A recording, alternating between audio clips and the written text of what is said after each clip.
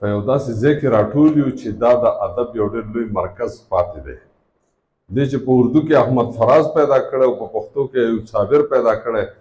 نو د دې نه پس په نور ډېر ذکر نه کوو، ځکه چې دومره ډېر شخصیتونه دي چې د یو ذکر کول به بیا ډېر وخت غواړي. خو کوهاټ زمونږ د ادب یو ډېر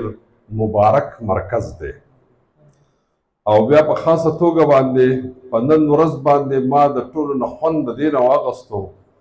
چې زمونږ افغانان وروڼه هم موجود دي. مونږ په خپل افغانان یو، مونږ د خپل اصل نسل سره تړلي یو، زمونږ وینه یوه ده، زمونږ مذهب یو دی، زمونږ نیکونه یو دي، زمونږ اتلان یو دي، زمونږ هر څه یو دي، خو بېل بېل وطنونه دي، او دا مطلب چې جغرافیایي سرحدونه دي، دا هیڅ خبره نه ده. او باقي د هغې نه پس که تاسو سوچ کوو کله چې پاکستان جوړېدو، نو په هغه وخت کې دا فرنګیان چې دي نو دا پښتنو ځغلولي دي. تاسو په ذهن کې دا خبر اچوم چې فرنګیان چې د دې سیمې نه تللي دي نو هغه پښتنو ځغلولي دي، او د هغې نه پسې قربانۍ کړي دي، بلا شهادتونه شوي دي، بلا یتیمان پاتې شوي دي، بلا کونډې پاتې شوي دي، او هغه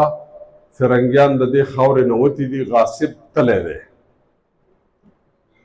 خو په هغې کې تاسو یو خبره به یاد ساتئ چې کله پاکستان جوړېدو نو په مشرقي سرحد باندې، یعنی سند او پنجاب په سرحد باندې یو خلکو تلل راتلل،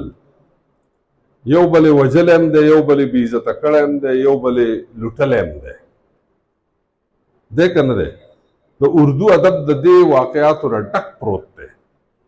خو په ټوله پښتونخوا کې یوه واقعه داسې نشته چې څوک ووایي چې چا هندو ته یا سیک ته یا عیسایي ته نقصان رسولی، یوه واقعه نشته. زمونږ خلکو تلونکي خلک چې کوم هندوان سیکان، هغوی سره د بس د اډې پورې، د ریلګاډي د سټیشن پورې، د اټک پورې تللی دي، په یو بل پسې ژړلي دي، یو بل نه رخصت شوي دي. بله دا خبره جی ذهن کې ساتئ چې په اوس هم په ژوب کې یو کور دی چې هغې ته اوس هم تاله پرته ده، هغه چېرته یو هندو امانت پرېښی دی یو پښتون ته، او هغه اوس هم تاسو په سوشل میډیا باندې چېرته کتی شئ، تصویر هم خلکو شیر کړی دی. نو هغه کور اوس هم امانتن پروت دی، څوک ورته نشي ننوتی، هغې ته پخوانی قلف ورته پروت دی، پخوانی د هغه زمانو، او هغه کور ته اوس هم هغه یو مشر بابا وایي دی، هغه خپلو نوسان وسو ته کړوسو ته وایي چې دې ته به څوک تر هغې وخته لاس نه وروړی څو پورې چې مالک نه راغلی، او خپل امانتونه دغه هندوانو سیکانو لس شل کاله پس راغلي دي وړي دي. نو پښتانه چې دي دوی د خلکو د قومونو هم احترام کوي، د مسلکونو هم احترام کوي، د مذهبونو هم احترام کوي، ځکه چې پښتانه په دې دنیا کې د 15,000 کالو نه وړاندې ژوند کوي، د 15,000 کالو زاړه دي، او په دغه زوړوالي کې د دوی سره یو ثقافت دی، د دوی سره تهذیب دی، د دوی سره تمدن دی، د دوی سره تاریخ دی. که پښتنو په دې اوږه چې دا یو څادر پروت وي، ما ته ووایه چې د بل چا سره داسې قیمتي شی ورسره وي، هسې خو ښکاري دا یو وړوکی غوندې څادر، دا یو څادر د دې سړي تولیه هم ده، د ده رومال هم دی، د ده جانماز هم دی، د ده ټوپۍ هم ده، د ده پټکۍ هم دی، د ده قالین هم دی، د ده بوجۍ هم ده، د ده رسۍ هم ده، او داسې زه پسې په دغه یو څادر کې دا کمالونه پټ دي. نو اوس اندازه کوئ چې دا قوم چې دی دا د مودو نه د زمانو نه خپل یو رنګ لري، او د دغه رنګ لاندې ژوند تېروي. دوی چرې هم د بل چا په بېعزتۍ باندې خپل عزت نه جوړوي، چرې هم بل چا ته سپک نه ګوري، خپل عزت پې هم ګراني، او د نورو قومونو د نورو خلکو عزت پې هم ګراني. نو زه خبرې نه کوم، خبرې به سورج ناراین صاحب وکړي، او زه به درته یو څو شعرونه ووایم، ځکه چې مشاعره ده که نه، نو د دې وجې نه څو شعرونو باندې به ګزاره وکړو. اول درته یو قطعه وایم چې په ولس باندې ایله قدر له غم راشي، چې په ولس باندې ایله قدر له غم راشي، زما د زړه په دواړو سرو سترګو کې نم راشي.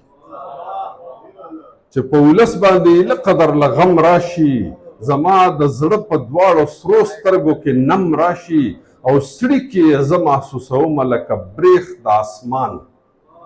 سړي کې زه محسوسوم لکه بریښ د اسمان چې د وطن په نرۍ ملا کې چرته خم راشي مننه جي بل څه داسې شعرونه دي چې څه د غزلو ټوټې موټې درته اورم څه دې حالاتو لیونی کړمه څه تا لیونی څه دې حالاتو لیونی کړمه څه تا لیونی ځان راته کله کله ښکاري په رښتیا لیونی او په انسانانو باندې داسې مطرقۍ راغلې مطرقۍ بیماری ټوغکې په انسانانو باندې داسې مطرقۍ راغلې ماښام اوده شي روغ رمټ پاسي سبا لیونی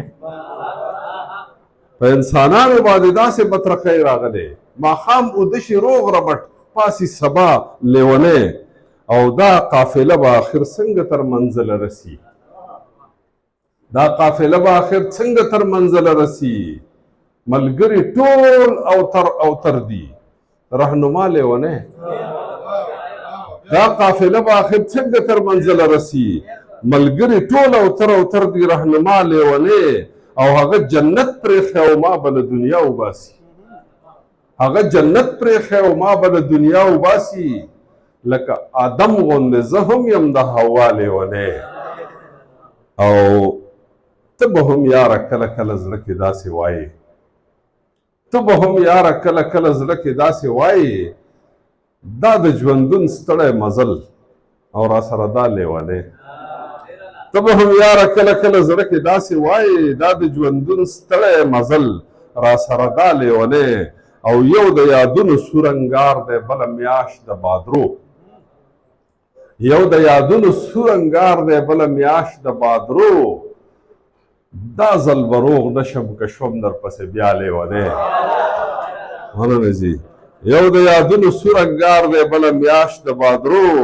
دا ځل به روغ نشم که شوم درپسې بیا لیونی او په تورو غرونو کې ځکه زړه راټول غوندې وي په تورو غرونو کې ځکه زړه راټول غوندې وي ستا اباسین پیدایشي دی د ښکلا لیونی